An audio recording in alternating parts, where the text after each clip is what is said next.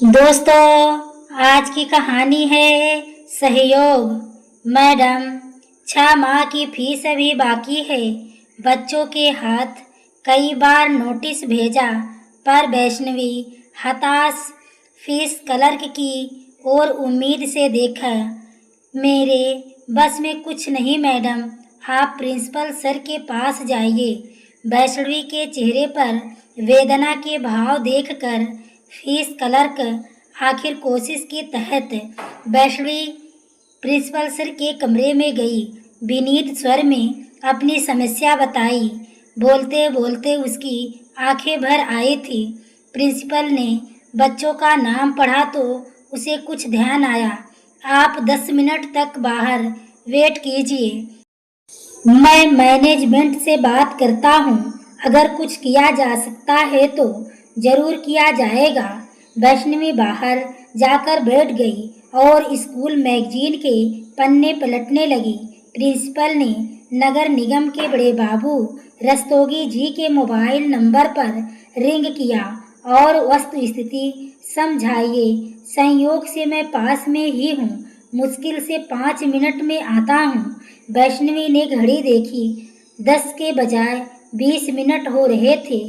क्या दिन आ गए थे उसके कि फीस जमा न करने के कारण बच्चों को क्लासरूम में घुसने नहीं दिया जा रहा था। खैर, तकदीर खराब हो तो कुछ भी हो सकता है, हो ही रहा है। वह बुलावे की उम्मीद में प्रिंसिपल ऑफिस की ओर देखी तो बुरी तरह से चौंकी। उसके जेठ रस्तोगी जी अंदर प्रवेश कर रहे थे।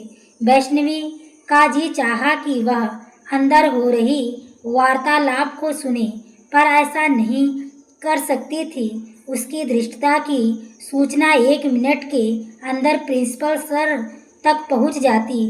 रस्तोगी जी ने प्रिंसिपल को नमस्ते किया, फिर बोले, आपने मुझे सूचना दी, इसके लिए धन्यवाद। आप स्वाइप मशीन मंगवाइए, मैं बच्चों के पूरे साल भर की फीस भर दूंगा। जी, अगर मुझे पहले पता चल गया होता तो वैष्णवी को आज यहाँ आने की नौबत ही नहीं आती। मुझे अफसोस है।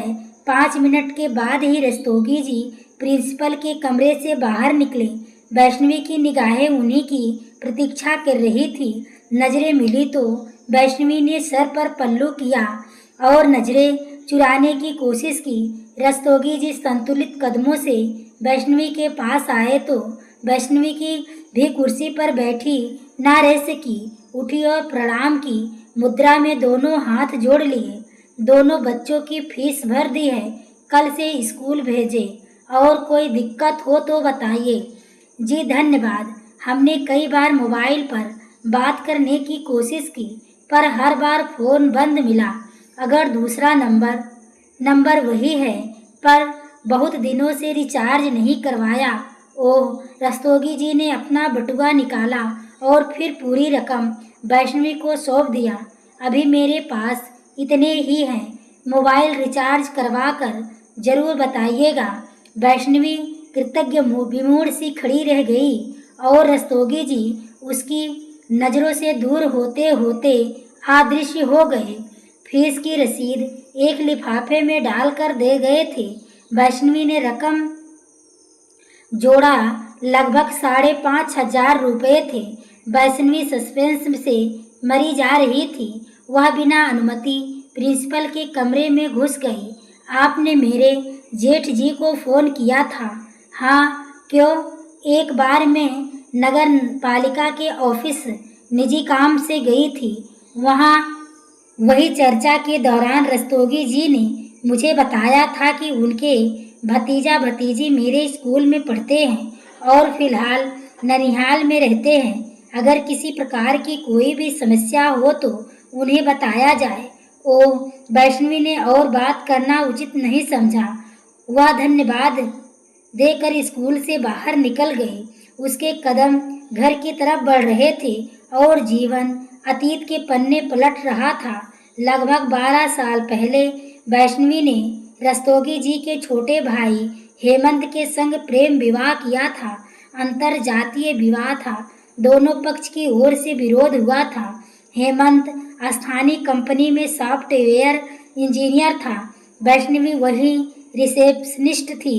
माता पिता जीवित थे वहीं, इसलिए रस्तोगी जी ने उसकी शिक्षा का भी बीड़ा उठाया था।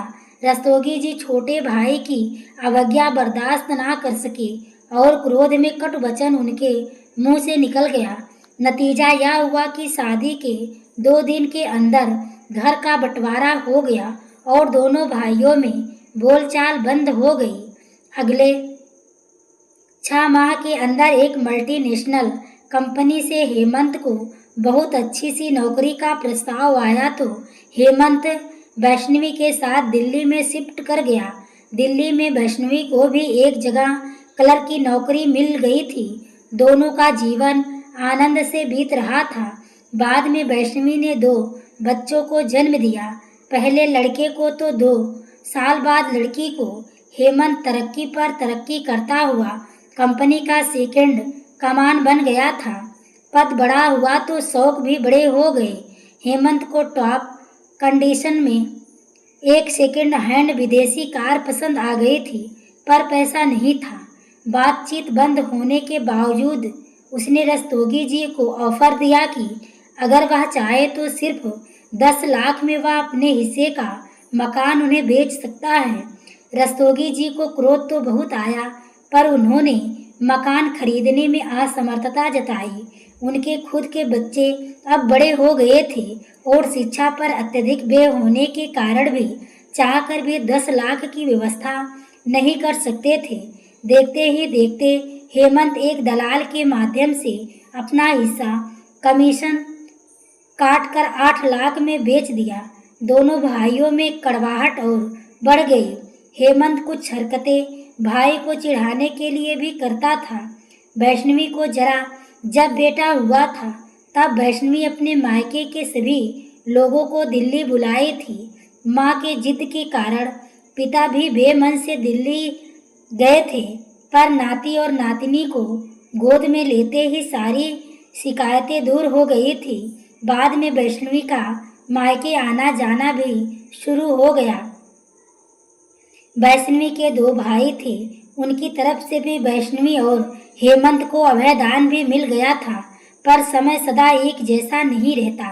3 साल पहले विदेशी कार से एक हादसा हुआ और हेमंत और उसके 4 सहकर्मी एक साथ और मर गए। वह कंपनी के काम से गुवाहाटी जा रहे थे, तभी पल भर के लिए हेमंत की पलकें झपकी और 5 घरों में अंधेरा छा गया। 120 से ज्यादा की रफ्तार से भाग रही कार एक ट्राले में घुस गई थी। हेमंत की मौत के बाद वैष्णवी का दुनिया बदल गई। पोस्टमार्टम रिपोर्ट में बॉडी में अल्कोहल पाए जाने के कारण और विदेशी गाड़ी के कागजात अपूर्ण होने के कारण इंश्योरेंस के पैसे भी नहीं मिल रहे थे। कार की हालत ऐसी थी कि कबाड़ के भी काम आते। हेमंत को मुखाग्नि उसके पुत्र ने दिया था, पर बच्चों के कम उम्र के होने के कारण क्रियाक्रम पर रस्तोगी जी को बैठना पड़ा था। उस समय भी रस्तोगी जी ने कहा था कि कभी भी कोई ज़रूरत हो तो बताना। वैष्णवी का दिल्ली जैसे महंगी शहर में रहने का कोई औचित्य नहीं था। जैसे नौकरी वह दिल्ली में कर रही थी, वैसे तो अपने छोटे से शहर में भी कर लेती। वह अपने पिता के साथ मायके आ गई। जब तक माता पिता जीवित रहे तब तक वैष्णवी को कोई परेशानी नहीं हुई। वह दिल्ली के रिटर्न के हवाले से शहर में फिर से नौकरी पाने में कामयाब हो गई थी। बच्चों को एक अच्छे स्कूल में दाखिला दिलवा चुकी थी, पर साल भर में पहले कोरोना की चपेट में आकर 7 दिन के अंतराल में माता पिता गुजर गए। 1 महीने के अंदर भाइयों का फरमान भी मिला कि खाने पीने, बिजली, पानी जैसी जरूरी खर्चे के लिए कंट्रीब्यूशन करनी होगी। वह भी किया। पति की मौत के बाद जो फंड मिले थे वह छोटे बड़े खर्चे भी पहले ही निपट गए थे। जेवर उसके पास वैसे भी ना के बराबर था। भगौड़ी शादी में जेवर की कल्पना ही हास्यपद था। अब ऐसी स्थिति थी कि वेतन वाले दिन ही पूरा वेतन वाले दिन झपट लेती थी। वैष्णवी समझ रही थी कि धीरे धीरे उसे घर से बाहर करने की मुहिम चल रही है। वैष्णवी की हालत देखकर रस्तोगी जी का हृदय द्रवित हो गया। कार्यालय जाने की इच्छा ना हुई तो व्हाट्सएप पर छुट्टी आवेदन भेजकर घर लौट आए। क्या हुआ पत्नी सुमन देवी हैरान होकर पूछी कि रस्तोगी जी ने पूरा वाकया सुनाया। फिर बेवकूफ बन रहे हो? याद है अपने संघर्ष के दिन? 3-3 बच्चों को कितनी मुश्किलों से पढ़ा लिखा कर किसी काबिल बनाया है हमने। हम अपने बच्चों की फीस नहीं भर पा रहे थे और उन्हें लग्जरी कार चाहिए था। सुमन ने कहा, ईश्वर सब देखता है। देख लो, तुम्हारे तीनों बच्चे आज प्रशासनिक अधिकारी हैं। बिका हुआ मकान का हिस्सा भी बच्चों की नहीं न्यायोचित भाव में खरीद लिया। मैं कुछ नहीं जानती। कुछ करने से पहले बच्चों से बात करो। जो वह कहेंगे वही मुझे मान्य होगा। रस्तोगी जी ने बड़े बेटे को फ़ोन किया। उधर से फ़ोन उठाते हुए बोले, भाई बहन को कॉन्फ्रेंस में ले लो। जब सभी कांटेक्ट हो गए तो रस्तोगी जी ने आज की घटना के बारे में कहना शुरू किया। एक एक बात विस्तार से बताई। पापा, भाव खोने की जरूरत नहीं है। वह भाई नहीं कसाई था, दुश्मन थे। बेटी का नाराज स्वर, अगर वह दुश्मन भी था तो भी उसकी मौत के बाद दुश्मनी खत्म हो गई। आप क्या चाहते हैं? बड़े बेटे का गंभीर स्वर, मैं चाहता हूँ कि इन मासूम बच्चों को पाल लो। चचेरे भाई बहन हैं तुम्हारे। कल को उनके साथ कुछ बुरा हो गया तो बदनामी अपने ही खानदान की होगी। जब तक मैं जिंदा हूँ तब तक मैं खुद उनकी मदद करूँगा। मेरे बाद आपकी आज्ञा सर। माथे में अगले महीने से, बल्कि इसी महीने से पापा के अकाउंट में हर महीने 10,000 डाल रहा हूँ। बड़े बेटे ने कहा। 10,000 मैं भी डाल दूंगा, छोटे बेटे ने कहा। डाल दूंगी, समझूंगी कि गाय को रोटी खिलाई, कुत्ते को कौरा फेंक अनाथालय में दान किया। बेटी का नाराज होकर बोली, नाराज मत हो पगली, बेशक दान मत कर पर नाराज मत होना। कहकर रस्तोगी जी ने फोन बंद कर दिया। सुमन की ओर देखे। अब क्या कहती हो? वही जो तुम सुनना चाहते हो। सास ससुर के मौत के बाद हेमंत को मैंने बेटे की तरह पाला था। पर खैर, जरा फोन देना। सुमन ने फोन लिया। नंबर सर्च कर वैष्णवी को फोन लगाया। प्रणाम भैया।